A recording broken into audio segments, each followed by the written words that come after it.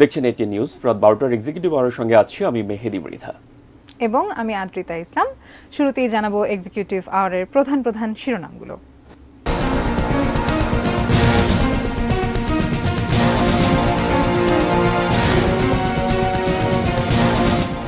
আশঙ্কা ছিল এ ধরনের আঘাত আসবে, সাম্প্রতিক নাশকতা প্রসঙ্গে প্রধানমন্ত্রী। রাজধানীতে ধ্বংসযজ্ঞ দেখে স্তম্ভিত বিদেশি কূটনীতিকরা, সরকারের পাশে থাকার আশ্বাস। 7 ঘন্টার জন্য প্রাণ ফিরেছিল ঢাকায়, স্বস্তি না ফেরা পর্যন্ত চলবে কারফিউ, জানালেন স্বরাষ্ট্রমন্ত্রী। বাংলাদেশ সরকারের বিরুদ্ধে বিক্ষোভ করায় আমিরাতে 54 বাংলাদেশির সাজা, 3 জনের যাবজ্জীবন। এবং সারা দেশে ব্রডব্যান্ড ইন্টারনেট চালু, শুক্রবার ফিরতে পারে 4G নেটওয়ার্ক।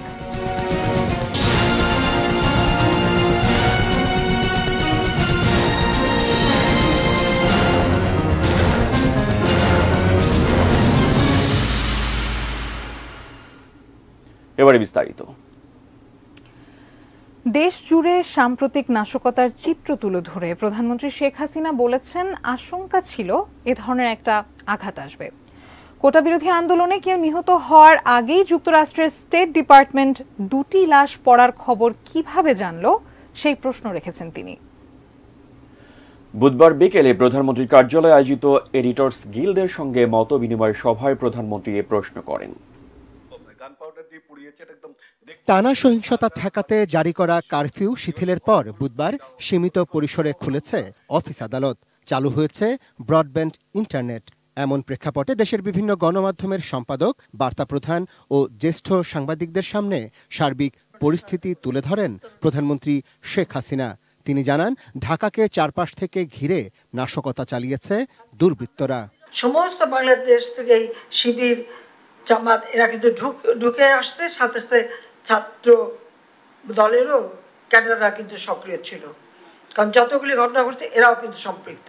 এই নাশকতা শুধু বিএনপি জামাতের নাকি আছে আরো বড় কোনো ষড়যন্ত্র, সেই প্রশ্ন সামনে আনেন আওয়ামী লীগ সভাপতি।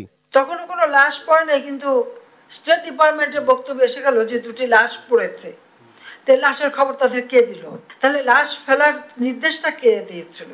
সে সঙ্গে যারা বেছে বেছে সরকারের উন্নয়ন প্রকল্পগুলো ধ্বংস করেছে তাদের প্রতিহত করতে সর্বস্তরের সাধারণ মানুষের প্রতি আহ্বান জানান শেখ হাসিনা। এই সন্ত্রাসের বিরুদ্ধে, জঙ্গিবাদের বিরুদ্ধে জনগণকে সোচ্চার হতে হবে, কারণ এরা তো কোনোদিনই কোনো দেশে তো ভালো কিছু করতে পারেনি। বাবা মা ভাই বোন সবাইকে মারার পরেও আমি ফিরে এসেছি কেন?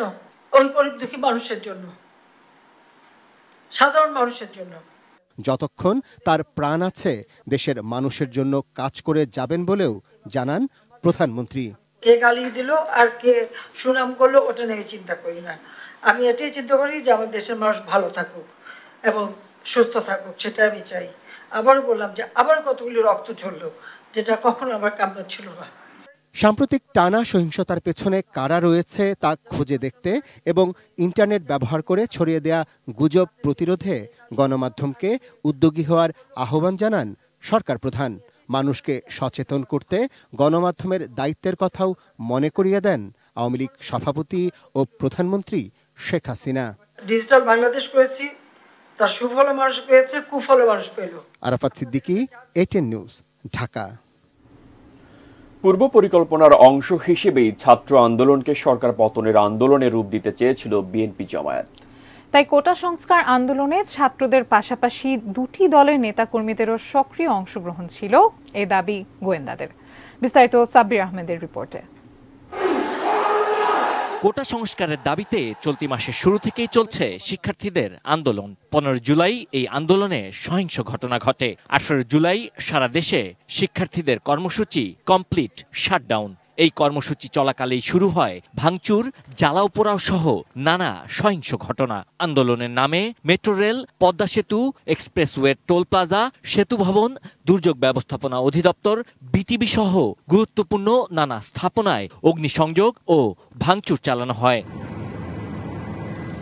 এই বিশেষজ্ঞের কাছে প্রশ্ন ছিল, যারা এমন ধ্বংসযজ্ঞ চালিয়েছে তারা কিভাবে এত দ্রুত সংগঠিত হলো? এসব হামলা কি পূর্ব পরিকল্পনার অংশ? কারণ যারাই নাশকতাটা করবে তারা দীর্ঘদিন এই প্ল্যানটা করছিল, তারা একটা সুযোগের অপেক্ষায় ছিল, তারপর একটা জ্বালাচ্ছে, তাদের ক্ষোভের প্রকাশ। এটা স্বৈরাচার বিরোধী আন্দোলন কিংবা পরবর্তীতে গণতান্ত্রিক আন্দোলন সব কিছুতে দেখেছি, কিন্তু এবার কিন্তু সেটা না।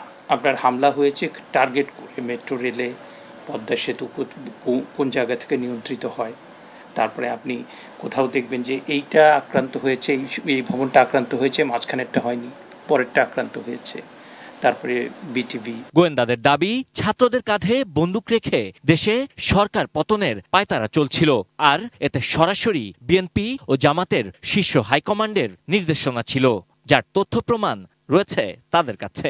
লন্ডন থেকে তারেক জিয়ার নির্দেশে বিএনপি এবং বিএনপির অঙ্গ সংগঠনের জামাত শিবিরের একটি গ্রুপ, তারা ঢাকা শহরে বিভিন্ন জায়গায় আপনার পুলিশের উপরে তারা ধ্বংস চালায় এবং কয়েকজন পুলিশকে তারা হত্যা করে। র্যাবের এই কর্মকর্তা বলছেন, ছাত্ররা বিধ্বংসী কোনো কাজে জড়িত না থাকলেও তাদের পরিচয় ব্যবহার করেই ধ্বংসযজ্ঞ চালানো হয়েছে। শুধুমাত্র দেশের ভিতর থেকে না, দেশের বাইরে থেকে তাদেরকে অর্থায়ন করা হয়েছে। দেশের বাইরে থেকে বিভিন্ন রাজনৈতিক যে শক্তিগুলি আছে তাদের ব্যানারে যারা নেতৃস্থানীয় পর্যায়ে যারা রয়েছেন তাদের মাধ্যমে বিভিন্ন সামাজিক যোগাযোগ মাধ্যম, ইউটিউব এবং বিভিন্নভাবে যে সামাজিক যে মাধ্যমগুলি রয়েছে সেখান থেকে তাদেরকে উদ্বুদ্ধ করা হয়েছে এবং তাদেরকে একটা সরকার পতনের দিকে, একটি রাষ্ট্রবিরোধী কাজের দিকে তাদেরকে ধাবিত করা হয়েছে, যাদের মাধ্যমে তাদের রাজনৈতিক স্বার্থ হাসিল করাই একমাত্র তাদের উদ্দেশ্য ছিল। যে বা যারা এসব হামলা চালিয়েছে তারা দেশের বড় ক্ষতি করেছেন, যার ফল ভোগ করতে হবে দীর্ঘ সময়ব্যাপী। আর এজন্য ঘুরে ফিরে আবারও সাধারণ মানুষকেই হতে হবে ভুক্তভোগী। Sabbir Ahmed, ATN News, Dhaka. রাজধানীর সেতু ভবনে অগ্নিসংযোগে সরাসরি জড়িত থাকার অভিযোগে দুইজনকে গ্রেপ্তার করেছে ঢাকা মহানগর গোয়েন্দা পুলিশ। এছাড়া নাশকতায় ইন্ধন দেওয়ার অভিযোগে 7 জনকে গ্রেপ্তার করা হয়েছে। বুধবার বিকেলে মিন্টো রোডে ডিবি কার্যালয়ে এক সংবাদ সম্মেলনে এই তথ্য জানান ঢাকা মহানগর গোয়েন্দা পুলিশের অতিরিক্ত কমিশনার হারুনুর রশিদ। তিনি জানান, কোটা সংস্কার আন্দোলনকে কেন্দ্র করে সরকার উৎখাতের চেষ্টা করেছিল স্বাধীনতা বিরোধীরা। এরই অংশ হিসেবে দেশে অস্থিতিশীল পরিবেশ তৈরির জন্য গত বৃহস্পতিবার সেতু ভবনে আগুন দেয়া হয়। এসব অগ্নিসংযোগকারী আশপাশের বিভিন্ন বস্তির বাসিন্দা, আর নাশকতায় ইন্ধন দেওয়ার অভিযোগে গ্রেপ্তারকৃতরা বিএনপির নেতাকর্মী। বিভিন্ন ডাটা অ্যানালাইসিস করে আমরা সেখান থেকে যারা সরাসরি জড়িত আমরা সেই 2 জনকে গ্রেপ্তার করেছি এবং তারা 2 জন কিভাবে তারা আগুনটা লাগিয়েছে তারা নিজেরাও স্বীকার করেছে এবং তারা অন্যান্যদের নামও বলেছে। আমরা বিএনপিরও এবং জামাতের কিছু নেতৃবৃন্দকে আজকে আমরা সেই ঘটনায়, সেতু ভবনের ঘটনায় গ্রেপ্তার করেছি। ধানমন্ডিতে নিজ বাসভবনে সাম্প্রতিক পরিস্থিতি নিয়ে গণমাধ্যমে কথা বলছেন স্বরাষ্ট্রমন্ত্রী আসাদুজ্জামান খান কামাল। আমরা টেলিফোনে যুক্ত হচ্ছি সেখানে। আমরা সবকিছুই পর্যালোচনা করছি, সবকিছুই দেখছি। এদের পিছনে কারা কারা ইন্ধন দিচ্ছে, তারা কারা এদেরকে ব্যবহার করছে, সেগুলো আমরা। আমি পাশাপাশি এই জিনিসটা বলতে চাই, যারা আন্দোলন করছেন তারা কিন্তু শিক্ষিত ছেলে, তারা এই দেশেরই ছাত্র, এই দেশকে তারাও ভালোবাসে নিশ্চয়ই। তারা যেই আন্দোলন এত কিছু হওয়ার পরেও, আমাদের সরকার সবকিছু মেনে না যাওয়ার পরেও এই আন্দোলন তাদের থামানো উচিত আমি মনে করি, এবং তাদের ঘোষণা দিয়ে বলা উচিত যে তাদের বাকি দাবিগুলো যেগুলো আছে সেগুলোর জন্য তারা অপেক্ষা করবে। আমরা আমাদের স্বাভাবিক জীবনে ফিরে যেতে চাই, যদি বাকি আন্দোলন না মানে পরবর্তীতে আমরা ঘোষণা করবো, এইরকম একটা কিছু বলে তারা ফিরে যাওয়া উচিত ছিল। কিন্তু এখনো তারা এদের মধ্যে ভাগাভাগি হয়েছে দেখলাম। কেউ বলছে আন্দোলন থেকে ফিরে যাবে, কেউ বলছে ফিরে যাবে না। আমরা তাদের আহ্বান করব তারা যেন ফিরে যায়, এবং এই যে ঘটনাগুলো ঘটলো, এত প্রাণহানি হলো, এত সরকারি সম্পদ বিনষ্ট হলো, এত মানুষের যানবাহন গাড়ি ঘোড়া পুড়িয়ে দেওয়া হলো, মানুষের বাড়িতে আমি দেখছি নরসিংদীর আওয়ামী লীগের বাড়িতে, অফিসে, দোকানে আগুন ধরিয়ে দিয়েছে। শুধু ময়মনসিংহ নয়, অনেক ডিস্ট্রিক্টে এই ঘটনাগুলি ঘটিয়েছে। এই ক্ষয়ক্ষতির দায় দায়িত্ব কে নেবে? এই প্রশ্নটা মানুষের কাছে কিন্তু এখন আসছে। এই দায়িত্ব কে নেবে? সরকার সবকিছু মেনে যাওয়ার পরেও এই যে আন্দোলন হচ্ছে, এই যে মানুষজন হতাহত হচ্ছে, এই যে সম্পদ ক্ষতি হচ্ছে, এই দায় কিন্তু আন্দোলনকারীরা এড়িয়ে যেতে পারবে না। সেই জন্যই তাদেরকে আমরা অনুরোধ করব তারা যেন তাদের এই সমস্ত দাবি তারা এখনো আন্দোলন করার জন্য এখনো যারা চিন্তা ভাবনা করছে তারা যেন তাদের দাবি আন্দোলন রুদ্ধ করে তারা যেন ফিরে যায়। আর একটা জিনিস, আমাদের একটা কমিশন গঠিত হয়েছে। এই হত্যাকাণ্ড, এই যে যা কিছু অরাজক পরিস্থিতি সৃষ্টি হয়েছিল, এই ধ্বংসযজ্ঞ এবং কতখানি ক্ষতিগ্রস্ত হয়েছে, মানুষ কতজন হত্যা হয়েছে এবং কেন হয়েছে, এটা নিয়ে একটা কমিশন হয়েছে।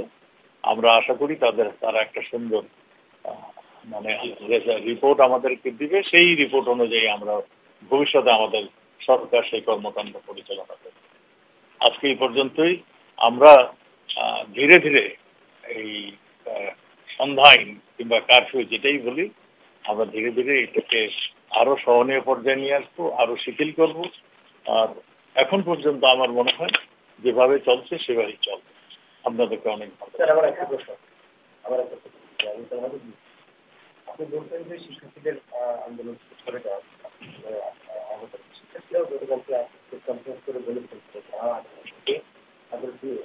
ঘোষণা দিয়ে সমাপ্তি ঘটাতে চায়, সেটা তার কাছে যার মধ্যে নিরাপত্তা যারা আন্দোলন একজনকে তারা নিখোঁজ বলেছিলেন, যাদের একজন আরো দুজন তারা নিখোঁজ আছেন, তাদের সন্ধান পেয়েছেন একটা, আর একটা তারা যে একটা আতঙ্কে আছেন।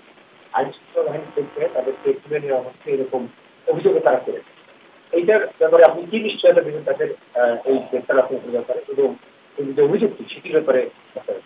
প্রথম কথা হলো, আইন শৃঙ্খলা বাহিনী কাউকে অ্যারেস্ট করে, এই ছাত্র নেতাদের কাউকে অ্যারেস্ট করেনি, বরং তারাই বিভিন্ন জায়গায় লুকিয়ে রয়েছে এবং তারা যে নানান ডাইমেনশনাল আতঙ্ক রয়েছে এটা তারা নিজেরাই বলছে। কিন্তু আইন শৃঙ্খলা বাহিনী, সরকার তাদেরকে সবসময় বলে আসছে, তাদের সবসময় অনুরোধ করছে, তোমরা তোমাদের দাবি দাওয়া মেনে নেওয়া হয়েছে, তোমরা এখন উদ্যোগ করো।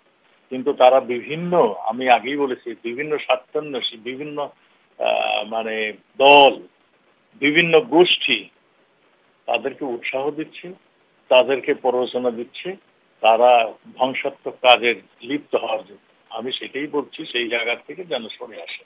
আর আমরা সরকার কাছে যদি তারা চায়, নিরাপত্তা চায়, আমাদের সরকার, আমরা এখানেই ডিসিশন নিয়েছি আজকে, যে কেউ যদি মনে করে তার নিরাপত্তা দরকার, আমাদের বললেই তাকে আমরা নিরাপত্তা দিই। আমাদেরকে জানাতে হবে সে নিরাপত্তা চায়, আমরা অবশ্যই তাকে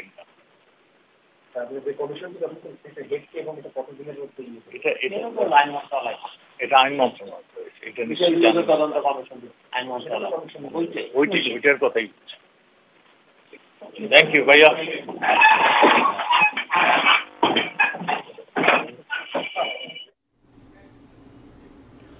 গত কয়েকদিনে ঢাকার বিভিন্ন স্থানে চালানো ধ্বংসযজ্ঞ দেখে স্তম্ভিত বিদেশি কূটনীতিকরা। পররাষ্ট্রমন্ত্রী ডক্টর হাসান মাহমুদ জানিয়েছেন, বন্ধু রাষ্ট্রগুলো আশ্বাস দিয়েছে তারা বাংলাদেশের পাশে থাকবে। সাম্প্রতিক কোটা সংস্কার আন্দোলনের জেরে রাজধানী জুড়ে যেসব স্থানে ব্যাপক ভাঙচুর, অগ্নিসংযোগ এবং লুটতরাজ হয়, সেসব স্থান ঘুরে দেখলেন বিদেশি মিশনের কর্মকর্তারা। বুধবার ২৩টি দেশের রাষ্ট্রদূত সহ মোট ৪৯টি বিদেশি মিশনের প্রতিনিধিকে বিভিন্ন স্থান ঘুরিয়ে দেখায় পররাষ্ট্র মন্ত্রণালয়। আজকে পাকিস্তান অ্যাম্বাসেডর আমাদের সাথে ছিল।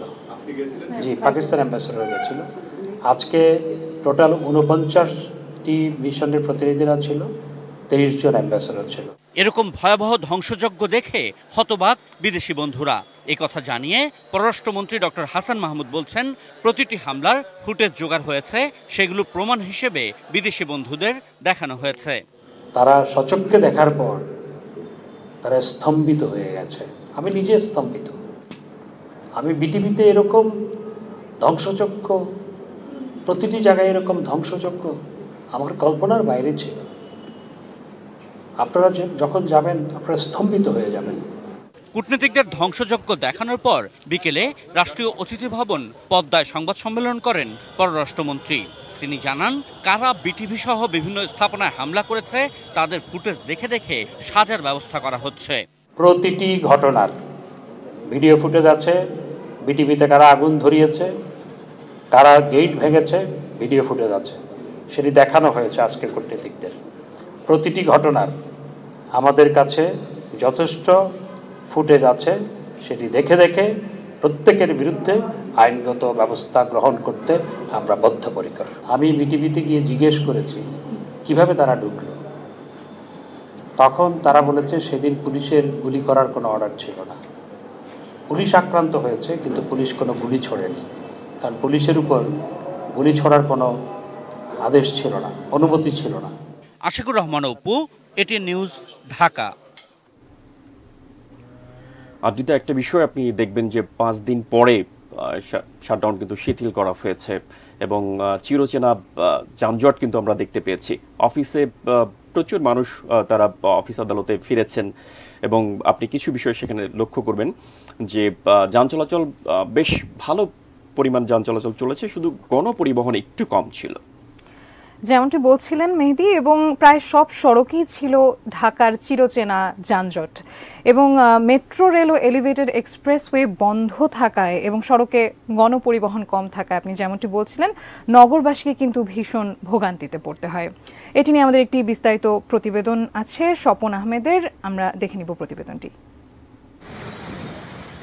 কারফিউ ও সাধারণ ছুটির কারণে টানা 3 দিন বন্ধ থাকার পর সীমিত পরিসরে বেলা 11টা থেকে 3টা পর্যন্ত চালু হয় সরকারি বেসরকারি সব ধরনের অফিস। বুধবার অফিসগামী মানুষের পদচারণায় রাজধানী যেন ফিরে পায় তার চিরচেনা রূপ। এ কারণে সকাল থেকেই রাজধানীর সড়কগুলোতে ছিল যানবাহনের তীব্র চাপ। অনেক জায়গা তৈরি হয় যানজট। অশান্ত শহর থেকে রাজধানী এখন শান্ত, স্বস্তি ফিরেছে কাঁচা বাজারেও। শুক্রবার রাত থেকে কারফিউ ঘোষণার পর যেসব পণ্যের দাম বেড়ে গিয়েছিল বহুগুণে, তা আবারও কমতে শুরু করেছে। 2 দিন যাবত গাড়ি ঘোড়া একটু চলতেছে বেশি, কারণে মালের আমদানি বাড়ছে, বাজার কম। আগে বাড়তেছিল, এখন বাজার কম। অস্বস্তিকর 5 দিন কাটানোর পর প্রথম কর্মব্যস্ত দিন শেষ করে অনেকেই জানান স্বস্তির কথা। ভেতরে আসলে একটা অস্থিরতা কাজ করছে, কাজের পরিবেশে ফিরতে পারছি, এটাই একটা শান্তি। সহিংসতা নিয়ে তো মন খারাপ আছেই, কিন্তু সবার সাথে পরে আবার দেখা হলো, এটার জন্য অনেক ভালো লাগছে। এতদিন সবাই বাসায় আটকানো ছিলাম, ওই হিসাবে হ্যাঁ ঠিক আছে, সবার ভালো লাগতেছে যে এতদিন পর বাসা থেকে বেরোতে পারছি। তবে দুর্বৃত্তদের হামলায় কয়েকদিন ধরে বন্ধ মেট্রো রেল ও এলিভেটেড এক্সপ্রেসওয়ে।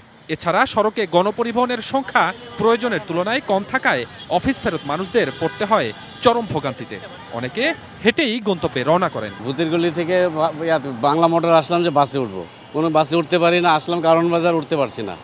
এখন হাইটে যাচ্ছি যে দেখি এখানে মিরপুরে কোনো ইয়া পাওয়া যায়, লেগুনা পাওয়া যায় এখানে 60 ফিটের। বাধ্য হয়ে হেঁটে হেঁটে যাচ্ছি, কোনো ভেহিকেল পাচ্ছি না। 10 নম্বর থেকে আমার কারণ বাজার আসতে সময় লাগে 20 মিনিট, সেখানে আমার লাগছে 3 ঘন্টা। আমরা চাই যে মেট্রো রেল তাড়াতাড়ি সম্ভব যাতে খুলে দিলে আমাদের সবার জন্যই অনেক সুবিধা হবে। মেট্রো রেল ও এলিভেটেড এক্সপ্রেসওয়ে সহ রাজধানীতে পর্যাপ্ত গণপরিবহন চালু করার দাবি কর্মজীবীদের। Swapan Ahmed, ATN News, Dhaka. BNP মহাসচিব মির্জা ফখরুল ইসলাম আলমগীর অভিযোগ করেছেন সরকার সচেতনভাবে ভাঙচুরের জন্য তারেক রহমানকে দায়ী প্রমাণ করার চেষ্টা করছে। এর উদ্দেশ্য জনগণের দৃষ্টি ভিন্ন দিকে নিয়ে যাওয়া। বিকেলে বিএনপি চেয়ারপারসন খালেদা জিয়ার গুলশানের রাজনৈতিক কার্যালয়ে অনুষ্ঠিত এক সংবাদ সম্মেলনে এই কথা বলেন তিনি। বিএনপি মহাসচিব বলেন, তার দলের 2000 নেতাকর্মীকে গ্রেপ্তার করা হয়েছে। আওয়ামী লীগ রাজনৈতিকভাবে দেউলিয়া হয়ে গেছে, টিকে আছে রাষ্ট্রযন্ত্রের উপর ভর করে। শিক্ষার্থীদের যৌক্তিক আন্দোলন নির্যাতনের মাধ্যমে দমানো গেলেও রাজনৈতিক সমাধান না হলে এর স্থায়ী সমাধান আসবে না। আন্দোলনে থাকা আর মদদ দেওয়া এক নয় বলেও মন্তব্য করেন মির্জা ফখরুল।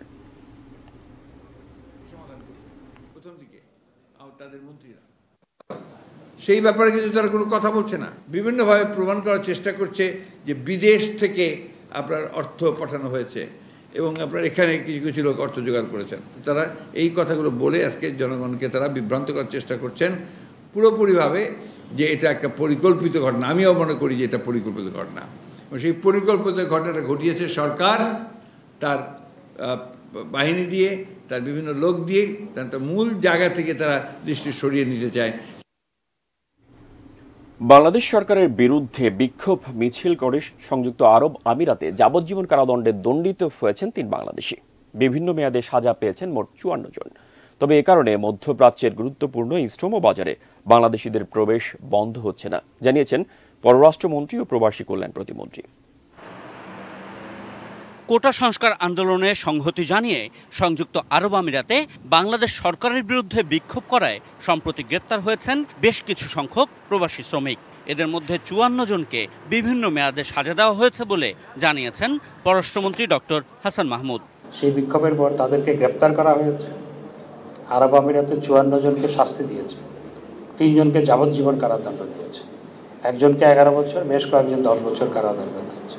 বুধবার রাষ্ট্রীয় অতিথি ভবন পদ্মায় এক সংবাদ সম্মেলনে মন্ত্রী জানান, সেখানকার পাকিস্তানি কমিউনিটি, মধ্যপ্রাচ্যে পাকিস্তানি কমিউনিটি এসব বিক্ষোভের ঘটনায় প্রবাসী বাংলাদেশি শ্রমিকদের উস্কানি দিয়েছে। বিদেশে বিভিন্ন জায়গায় গুজব ছড়ানো হচ্ছে এবং সেখানে স্বাধীনতা বিরোধী বিএনপি জামাত চক্র, জঙ্গি গোষ্ঠী, তারা অনেক জায়গায় সেখানকার পাকিস্তান কমিউনিটির সহায়তা নিয়েছে। আমাদের কাছে সুনির্দিষ্ট তথ্য আছে। তবে আরব আমিরাতে বাংলাদেশি শ্রমিক নেওয়া বন্ধ হয়নি বলে জানান মন্ত্রী। আমরা গণমাধ্যমে দেখেছি একটি সংবাদ যে আরব আমিরাত আমাদের দেশ থেকে শ্রমিক নেওয়া বন্ধ ঘোষণা করেছে। This is absolutely bogus. আমরা আরব আমিরাতের অ্যাম্বাসেডরের সাথে আমাদের ডিজি কথা বলেছে, একটু আগেও কথা বলেছে, এবং তারা জানিয়েছে এই ধরনের কোনো সিদ্ধান্ত তারা নেয়নি। এদিকে প্রবাসী কল্যাণ ও বৈদেশিক কর্মসংস্থান প্রতিমন্ত্রী শফিকুর রহমান চৌধুরীও জানিয়েছেন, শ্রমবাজার বন্ধের কোনো খবর নেই। বুধবার তিনিও নিজ দপ্তরে সাংবাদিকদের এ বিষয়ে প্রশ্নের উত্তর দেন। প্রতিমন্ত্রী জানান, দুবাইয়ে দণ্ডিত ব্যক্তিদের বিষয়ে সরকার কোনো হস্তক্ষেপ করবে না। বিদেশে বাংলাদেশের ভাবমূর্তি নষ্ট করতেছে, বাংলাদেশের শ্রমবাজারকে ধ্বংস করার জন্য নিয়ম অনুযায়ী, আইন অনুযায়ী বিচার হয়েছে। সেই রাষ্ট্র তাদের নিয়ম মতো চলবে। আমরা এখানে কোনো হস্তক্ষেপ নেই। সেই দেশের আইন শৃঙ্খলা ভঙ্গ করে তাদের শাস্তি হয়েছে। আশিকুর রহমান অপু, এটি নিউজ, ঢাকা। দেশজুড়ে পরীক্ষামূলকভাবে চালু হয়েছে ব্রডব্যান্ড ইন্টারনেট। ডাক, টেলিযোগাযোগ ও তথ্য প্রযুক্তি প্রতিমন্ত্রী জুনাইদ আহমেদ পলক জানিয়েছেন, শুক্রবার মোবাইল ফোন অপারেটরদের সঙ্গে আলোচনা করে 4G নেটওয়ার্ক চালু হবে। বিটিআরসিতে আয়োজিত সংবাদ সম্মেলনে বুধবার কথা বলেন তিনি। মঙ্গলবার রাতে ঢাকার কিছু গুরুত্বপূর্ণ এলাকায় চালু হয় ব্রডব্যান্ড ইন্টারনেট সেবা। তারই ধারাবাহিকতায় বুধবার রাতে চালু হলো সারা দেশে দ্রুতগতির এই ইন্টারনেট। রাজধানীর আগারগাঁয়ে টেলিযোগাযোগ নিয়ন্ত্রণ সংস্থা বিটিআরসির কার্যালয়ে আয়োজিত এক সংবাদ সম্মেলনে যার আনুষ্ঠানিক ঘোষণা দেন ডাক, টেলিযোগাযোগ ও তথ্য প্রযুক্তি প্রতিমন্ত্রী। স্থায়ীভাবে আমরা ইন্টারনেটটাকে সচল রাখতে পারি, তার জন্য সার্বিক চেষ্টা আমরা চালাচ্ছি। সাংবাদিকদের প্রশ্নের জবাবে প্রতিমন্ত্রী জানান, মোবাইল ফোনে 4G গতির ইন্টারনেট সেবা কবে চালু হবে তার আনুষ্ঠানিক সিদ্ধান্ত হয়নি এখনো।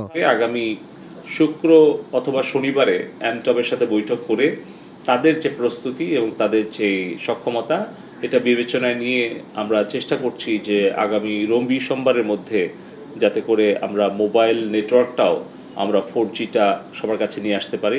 সে সঙ্গে সাংবাদিকদের প্রশ্ন ছিল দেশজুড়ে স্থবির থাকা ফেসবুক, ইউটিউব সহ বিভিন্ন সামাজিক যোগাযোগের মাধ্যম চালু নিয়ে। প্রতিমন্ত্রীর কথায় স্পষ্ট, গুজব ও নাশকতা ছড়িয়ে পড়ার শঙ্কায় আপাতত সে পথে হাঁটছে না সরকার। অর্থাৎ বিশেষ করে ফেসবুক, ইউটিউব, তারা যেহেতু আমাদের বাংলাদেশের আইনকে কোনোভাবেই তারা মানছে না, তারা তাদের নিজেদের পলিসি গাইডলাইন নিজেরাই ভঙ্গ করছে, সেই মুহূর্তে আমরা এই ঝুঁকিটা কিভাবে নেব?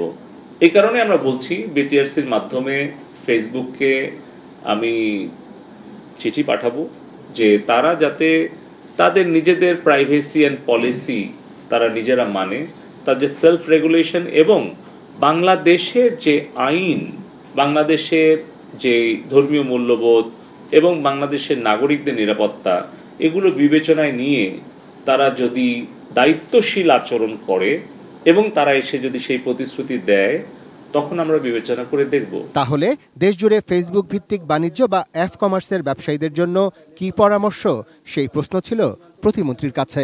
অ্যাপ কমার্স উদ্যোক্তাদের জন্য বার্তা হচ্ছে যে আর 2-3টা দিন একটু ধৈর্য ধরার জন্য। বাংলাদেশে এমন কোনো সোশ্যাল মিডিয়া, এমন কোনো ভিডিও স্ট্রিমিং প্ল্যাটফর্ম তৈরি করতে পারে যেটা কিনা বাংলাদেশের আইন মেনে চলবে, বাংলাদেশের কন্টেন্ট বাংলাদেশেই তারা সংরক্ষণ করবে। সে সঙ্গে নানা পদ্ধতিতে যারা ফেসবুক সহ সামাজিক যোগাযোগের মাধ্যম ব্যবহার করতে পারছেন তাদের সচেতন থাকার আহ্বান জানান Junaid Ahmed Palak. Arafat Siddiqui, ATN News, Dhaka. Executive আওয়ারের সময় হলো ছোট্ট একটি বিরতির। ফিরছে একটু পর, সঙ্গেই থাকুন।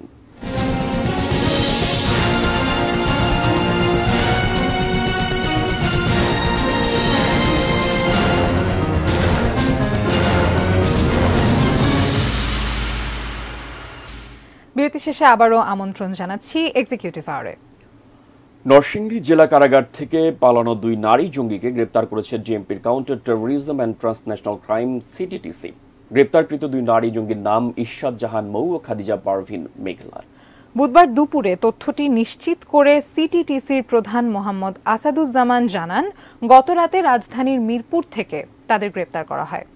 কারাগারে হামলায় জড়িত সন্দেহে আজ দুপুর পর্যন্ত 219 জনকে গ্রেপ্তার করেছে পুলিশ। তিনি বলেন, নাশকতায় আরও যারা জড়িত ছিল তাদেরকেও অচিরেই গ্রেফতার করা হবে।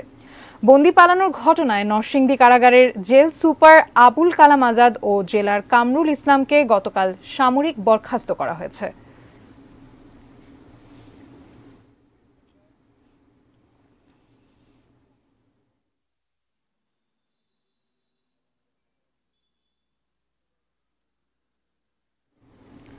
শেরপুরের অস্থায়ী সেনা ক্যাম্প পরিদর্শন করেছেন সেনাবাহিনী প্রধান জেনারেল ওয়াকারুজ্জামান।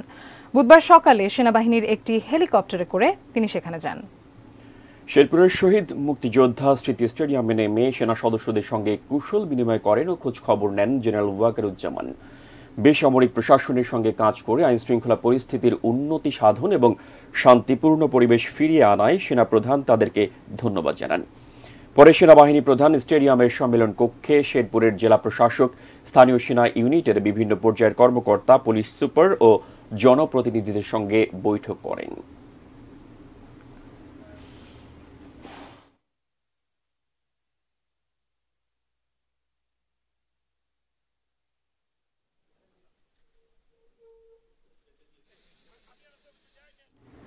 দুর্নীতির মামলা বাতিল চেয়ে ডক্টর ইউনূসের করা আবেদন খারিজ করে দিয়েছেন হাইকোর্ট। একই সঙ্গে বিচারিক আদালতে মামলাটি 1 বছরের মধ্যে শেষ করতেও নির্দেশ দেওয়া হয়েছে। গ্রামীণ টেলিকমের শ্রমিক কর্মচারীদের লভ্যাংশ আত্মসাতের এই মামলায় গত 12 জুন ডক্টর মোহাম্মদ ইউনূস সহ 14 জনের বিরুদ্ধে অভিযোগ গঠন করে নিম্ন আদালত। এই মামলা বাতিল চেয়ে গত 8 জুলাই হাইকোর্টে আবেদন করেন ডক্টর ইউনূস সহ অন্য আসামিরা। বুধবার বিচারপতি মোহাম্মদ নজরুল ইসলাম তালুকদার ও বিচারপতি কাজী ইবাদত হোসেনের হাইকোর্ট বেঞ্চ আবেদনটি খারিজ করে ডক্টর ইউনূসের বিরুদ্ধে দুর্নীতি মামলা চালিয়ে যাবার আদেশ দেন।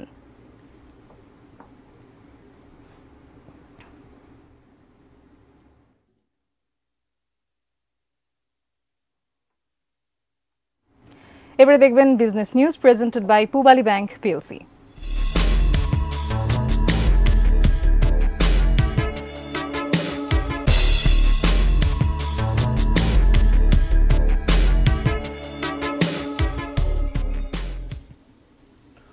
টানা 3 কার্যদিবস বন্ধ থাকার পর বুধবার খুলেছিল ব্যাংক, আর্থিক প্রতিষ্ঠান ও শেয়ার বাজার। ব্যাংকে ছিল উপচে পড়া ভিড়। 7 ঘন্টা কারফিউ শিথিলের সুযোগে মতিঝিল ব্যাংক পাড়ায় ছিল স্বস্তি ও প্রাণচাঞ্চল্য। এদিন ব্যাংক পাড়ায় লেনদেন শুরু হয় সকাল 11টায়। এ সময় ব্যাংকের সেবা কাউন্টারে উপস্থিত সিংহভাগ গ্রাহককেই দেখা যায় টাকা তুলতে। তবে ব্যাংকগুলোতে এদিন সব ধরনের সেবা মেলেনি।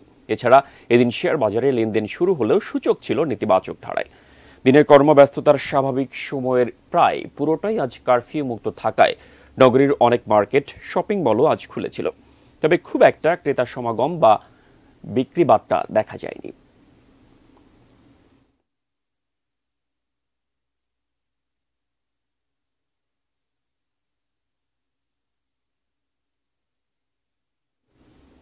এবার মেটাল প্রেজেন্টস কৃষি সংবাদ সুজলা সুফলা।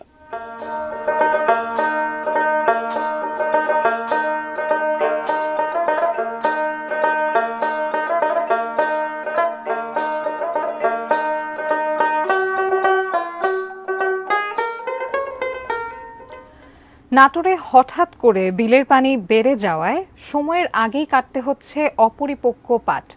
এতে ফলন কমে লোকসানের আশঙ্কা করছেন চাষিরা। বৃষ্টির অভাবে সেচ দিয়ে পাট চাষ করায় গত বছরের তুলনায় এবার বিঘা প্রতি ৩ থেকে ৪ হাজার টাকা বেশি খরচ হয়েছে। তার চেয়েও বড় সমস্যা, এই মৌসুমে পাট কিছুটা বড় হতে না হতেই বিলে পানি চলে এসেছে, ফলে সময়ের আগেই পাট কেটে ফেলতে হচ্ছে। এবার বিঘা প্রতি ফলন হতে পারে ৭ থেকে ৮ মণ মাত্র, যা গতবারের তুলনায় অর্ধেক। কৃষি বিভাগ বলছে ৩১,৯০০ হেক্টর জমিতে পাট চাষের লক্ষ্যমাত্রা থাকলেও এবার আবাদ হয়েছে ২৮,৬৪২ হেক্টর জমিতে। ফলন কিছুটা কম হলেও কৃষক ন্যায্য দাম পেলে লোকসান এড়ানো সম্ভব হবে বলে আশা করছেন তারা।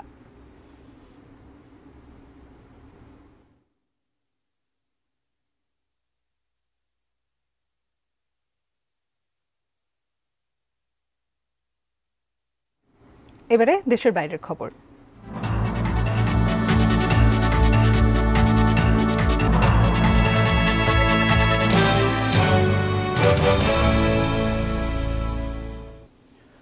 যুদ্ধ অবসানে রাশিয়ার সঙ্গে শান্তি আলোচনায় বসতে রাজি ইউক্রেন। বুধবার চীন সফরে গিয়ে দেশটির পররাষ্ট্রমন্ত্রী ওয়াং ইকে এ কথা জানান ইউক্রেনের পররাষ্ট্রমন্ত্রী দিমিত্রি কুলেভা। তবে আলোচনায় যথেষ্ট নিষ্ঠা দেখানোর জন্য মস্কোকে প্রস্তুত থাকতে হবে বলেও মন্তব্য করেন তিনি। এর জবাবে রাশিয়ার পররাষ্ট্র মন্ত্রণালয়ের মুখপাত্র মারিয়া জাখারোভা বলেছেন, এখন আর ইউক্রেনের প্রেসিডেন্ট জেলেনস্কিকে কেউ বিশ্বাস করে না। সবাই ভালো করেই জানেন তিনি যে কোনো সময় কথা পাল্টে ফেলেন। রুশ মুখপাত্র বলেন, অনেক কথাই তারা শুনছেন, কিন্তু এবার ইউক্রেনকে শান্তি আলোচনার দৃশ্যমান পদক্ষেপ নিয়ে দেখাতে হবে। গত মাসে রুশ প্রেসিডেন্ট পুতিন শর্ত সাপেক্ষে যুদ্ধবিরতিতে আগ্রহ দেখিয়েছিলেন, কিন্তু ইউক্রেন তাতে রাজি ছিল না।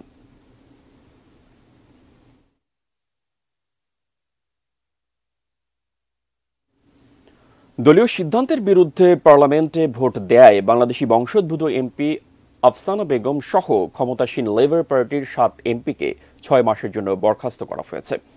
ব্রিটিশ পার্লামেন্টে বেনিফিট 2 সন্তানের মধ্যে সীমাবদ্ধ রাখার একটি প্রস্তাব 363-103 ভোটে পরাজিত হয়। এই প্রস্তাব পাশ হলে 2 সন্তানের বেশি সব অভিভাবকরা ইউনিভার্সাল ক্রেডিট বা চাইল্ড ট্যাক্স ক্রেডিট সুবিধা পাওয়া থেকে বঞ্চিত হতেন। আফসানা সহ সাময়িক বরখাস্ত হওয়া এমপিদের মধ্যে রয়েছেন সাবেক shadow chancellor John McDonnell, Rebecca Long Bailey, Richard Burgon, Ian Byrne, Imran Hussain ও জারা সুলতানা। তারা এখন 6 মাসের জন্য স্বতন্ত্র এমপি হিসেবে পার্লামেন্টে বসবেন।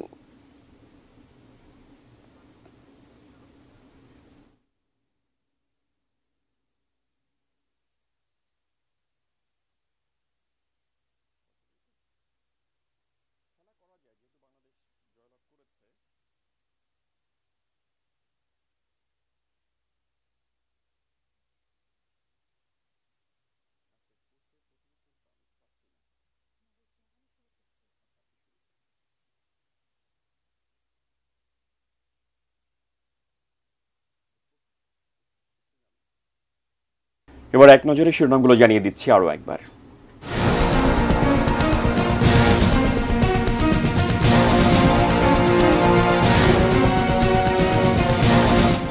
আশঙ্কা ছিল এ ধরনের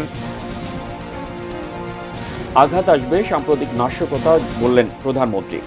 রাজধানীতে ধ্বংসযজ্ঞ দেখে স্তম্ভিত বিদেশি কূটনীতিকরা, সরকারের পাশে থাকার আশ্বাস। 7 ঘন্টার জন্য প্রাণ ফিরেছিল ঢাকায়, স্বস্তি না ফেরা পর্যন্ত চলবে কারফিউ, জানালেন স্বরাষ্ট্রমন্ত্রী। বাংলাদেশ সরকারের বিরুদ্ধে বিক্ষোভ করায় আমিরাতে 54 বাংলাদেশির সাজা, 3 জনের যাবজ্জীবন। সারা দেশে ব্রডব্যান্ড ইন্টারনেট চালু, শুক্রবার ফিরতে পারে 4G নেটওয়ার্ক। নরসিংদী কারাগার থেকে পালানো 2 নারী জঙ্গি গ্রেপ্তার, এখনো পলাতক 5 শতাধিক। ডক্টর ইউনূসের দুর্নীতির মামলা 1 বছরের মধ্যে নিষ্পত্তির নির্দেশ। রাশিয়ার সঙ্গে শান্তি আলোচনায় বসতে রাজি ইউক্রেন।